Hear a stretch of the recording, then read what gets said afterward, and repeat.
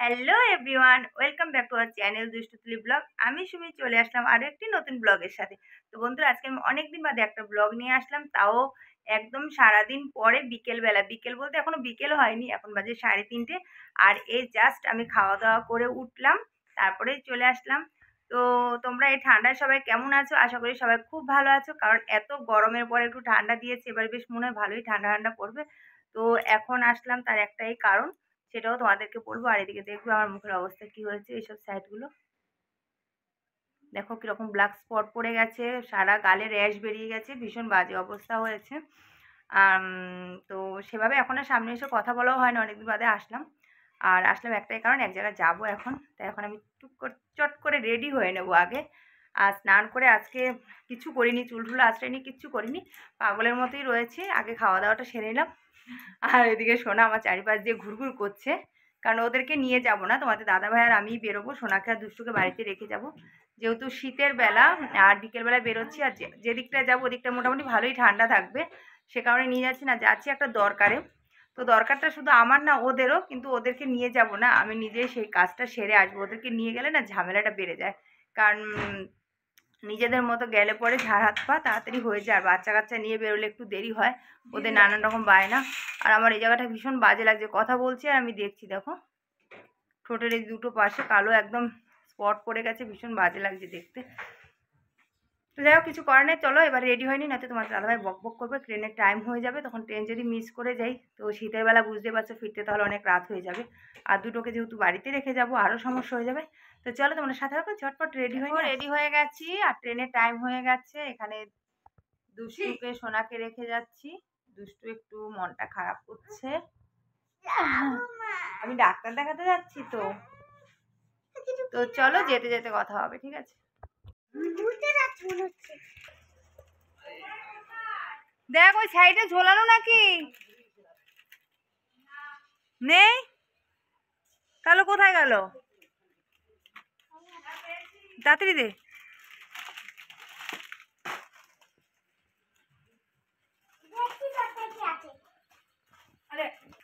এই দেখো আমরা এখন যাচ্ছি, আর দুষ্টু একটু কান্না করছিল।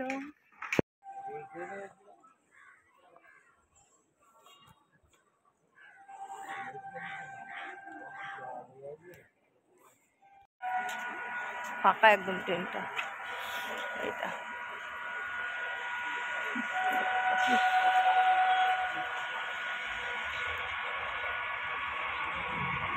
তো দেখো আমরা এখন প্ল্যাটফর্মে দাঁড়িয়ে আছি, আর ওই পাশে একটা ট্রেন যাচ্ছিলো। ভাবলাম তো ওদের সাথে একটু শেয়ার করি। আর ট্রেনটা একদম ফাঁকা ট্রেন, এরকম ট্রেনে যেতে ভীষণ মজা লাগে, মানে আরাম করে বসে যাওয়া যায়। ভিড় ভীষণ কষ্ট হয়, কিছু করার থাকে না, ট্রেনে যেতে গেলে ভিড় সহ্য করতেই হবে। তো দেখা যাক এবার, মানে আমরা যে ট্রেনে যাব সেটা কীরকম ভিড় হয়। যেহেতু বনগাঁ লোকাল, তো ভিড় হবেই, কারণ বনগাঁ লোকাল তো দেখতেই পাচ্ছ। তো আমরা এখন বনগাঁ লোকালে উঠে পড়েছি, আর আমি এখন দরজার সামনেটায় দাঁড়িয়ে আছি বলে তোমাদের সাথে একটুখানি বাইরে একদম দরজার কাছেই রয়েছি, কারণ ভেতরে যাওয়ার মতো জায়গাই ছিল না। আর দেখো আমরা এখন ট্রেন থেকে নেমে পড়েছি। ভেতরে এতটা ভিড় ছিল, যেতেই পারিনি, বসা তো দূরের কথা, দরজার সামনে দাঁড়িয়েছিলাম, সেখান থেকেই একটুখানি তোমাদের সাথে শেয়ার করেছি। তো আমরা এখন কিন্তু চলে এসেছি একদম হাবড়া। তো হাবড়ায় এসেছি কি করতে, সেটাও তো তোমরা অবশ্যই দেখতে পাবে আমার সাথে থাকলে।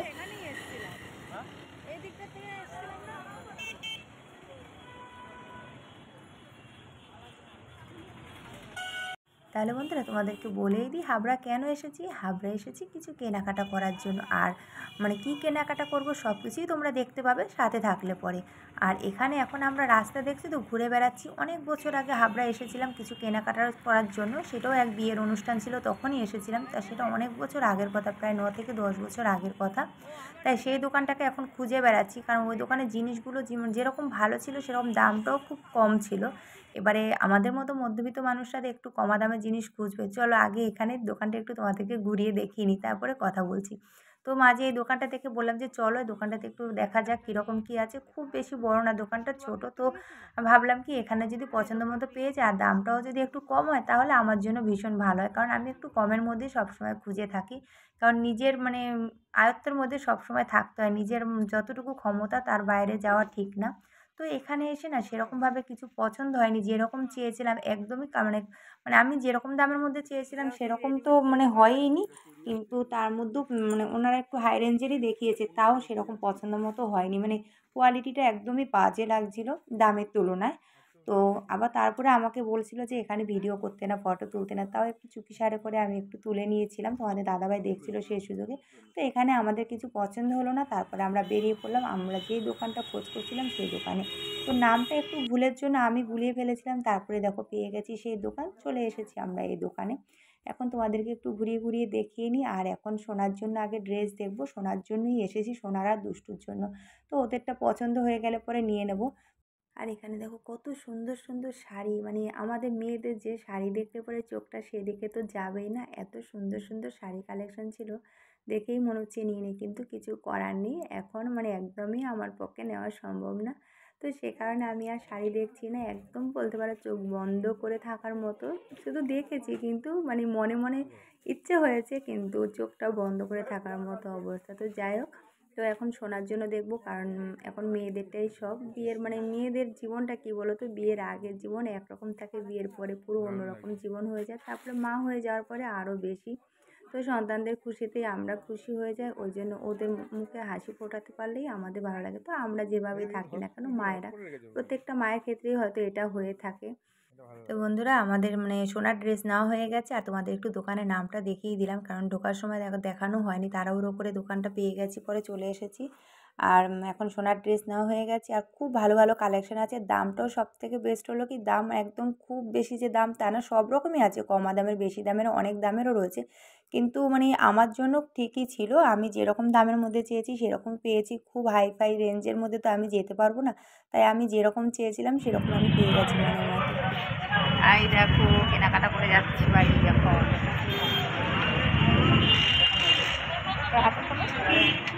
আর এবারে দুষ্টুরটা নেওয়ার পালা, দুষ্টুরটা তো নিতে হবে, একটু দেখেই নিতে হবে। ও বারবার করে বলেছিল, মানে আজকে যে আমরা কেনাকাটা করতে এসেছি সেটা তো আর ও জানে না, কিন্তু এমনিতে যখন বলেছি যে মানে মানির বিয়ে, তা দিভাইয়ের জন্য একটা ড্রেস নেবো, তখন ও বলেছে দিভাইয়ের জন্য যেরকম নেবে আমার জন্য কিন্তু সেরকমই নেবে, সেম সেম। তো সেটা এক সেম সেম তো আর হবে না, তবুও মানে মোটামুটি ওর পছন্দ মতো নিতে হবে। ছোটো হলে কী হবে, ওদের নিজেদের একটা চোখের ব্যাপার আছে, চোখে লাগার মতো ব্যাপার আছে না। আর দুষ্টু তো মানে ও নিজের মানে ভালো চয়েস আছে, ও মানে আমরা যে জিনিসগুলো ধরো হয়তো পছন্দ করে দিলাম সেটা হয়তো ওর পছন্দই হলো না, কারণ এখন থেকে ও নিজের ইচ্ছে মতো ড্রেস চুজ করবে, সেটাই পরবে। তো দেখো আমরা চলে এসেছি দুষ্টুর জন্য ড্রেস দেখতে, এবার দেখা যাক দুষ্টুটা কীরকম হয়, কারণ ওরা যদি খুশি হয় তবেই আমি খুশি, না সন্তানের মুখে হাসি ফোটাতে পারলে নিজেদের ভালো লাগে। আর হ্যাঁ, আমি কি আমার জন্য নেই না, অবশ্যই নেই, কিন্তু তবু আগে তো ওদেরটা ভাবতে হবে, তারপরে আমারটাই ইচ্ছে করে আমাদেরও, কিন্তু তারপরেও অনেক কিছুই আমাদেরকে এখন সেই ভাবনাগুলো পেছনে রেখে দিতে হয়, আগে ওদের মুখের হাসি ফুটিয়ে নিয়ে তারপরে। তো দেখা যাক আগে ওদেরটা কেনাকাটা হোক, তারপরে যদি আমার সম্ভব হয় আমি নেব, আর না হলে তো নেই, যেগুলো আছে সেগুলো দিয়ে চালিয়ে নেব। যাই করি সবটাই তোমাদের সাথে শেয়ার করব, চলো সাথে থাকো। এই দেখো আমাদের দুষ্টু বাড়িতে ছিল।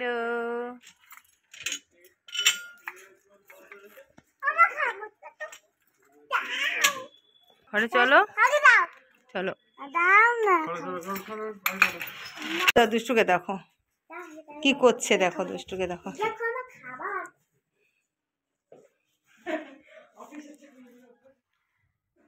তো চলো আবার এসে গেছি, হাঁপিয়ে গেছি এক প্রকার বলতে পারো, কারণ একটু মানে কোথাও জার্নি করে, সে ছোটোখাটো হোক আর যাই হোক না কেন, মানে আসার পরে না বেশ বড্ড ক্লান্ত লাগে।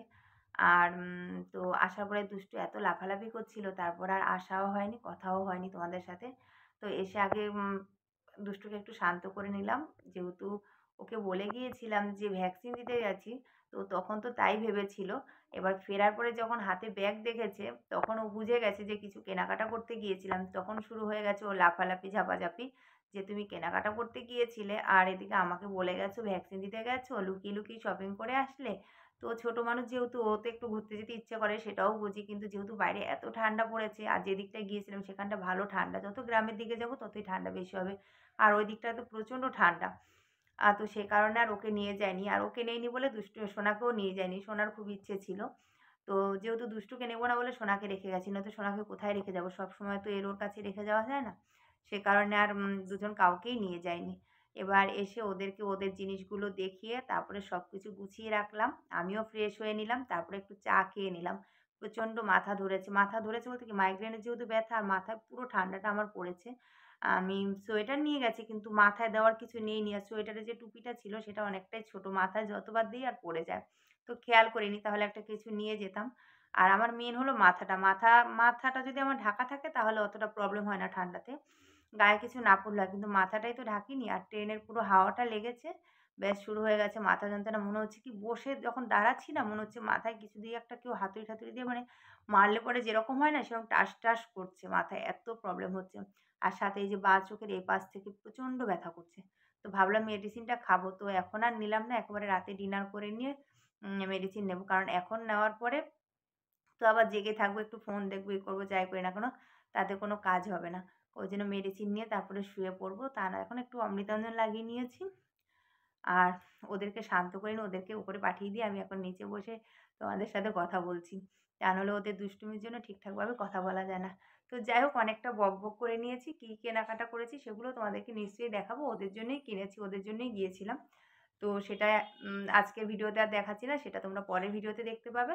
আর তার জন্য কিন্তু অবশ্যই আমার পাশে থাকতে হবে, সাথে থাকতে হবে। আর আজকের ভিডিওটা কেমন লাগলো সেটা অবশ্যই কমেন্ট বক্সে জানিও। যদি ভালো লাগে একটা লাইক আর শেয়ার করে দিও। যে বন্ধুরা আমার ভিডিও দেখছো তারা অবশ্যই আমার চ্যানেলটিকে সাবস্ক্রাইব করে দিও, পাশে থাকা বেলটি বাজিয়ে দিও। তাহলে আমি যখন যেকোনো ভিডিও দিলে পরে তোমাদের কাছে নোটিফিকেশনে চলে যাবে। আর যারা মানে সঙ্গে আছো আমার পুরনো বন্ধুরা, তারা তো সবসময় আছে। এভাবে তোমরা আমার পাশে থেকো। তোমাদেরকে অনেক ভালোবাসা। কারণ তোমাদের ভালোবাসা, তোমাদের সাপোর্ট ছাড়া কোনোদিনই এতটা দূর এগিয়ে আসতে পারতাম না। তাই তোমাদের ভালোবাসা সবসময় চাই। তোমরা যেভাবে আমার পাশে আছো সেভাবেই থেকো। কারণ তোমাদের ভালোবাসা, সাপোর্ট ছাড়া কখনোই এগিয়ে যাওয়া সম্ভব না। তার জন্য আরো মানে অনেকটা এগিয়ে যেতে চাই। আর সেই কারণেই তোমাদের সাপোর্ট আর ভালোবাসা একান্ত প্রয়োজন। তাই সবসময় তোমরা আমার পাশে থেকো, সাথে থেকো। তো চলো আবার দেখা হচ্ছে আরো একটি নতুন ভিডিওর সাথে। সবাই খুব ভালো থেকো, সুস্থ থেকো আর সেফ থেকো। এভাবে আমার পাশে থেকো। চলো আজকের জন্য টাটা, গুড নাইট।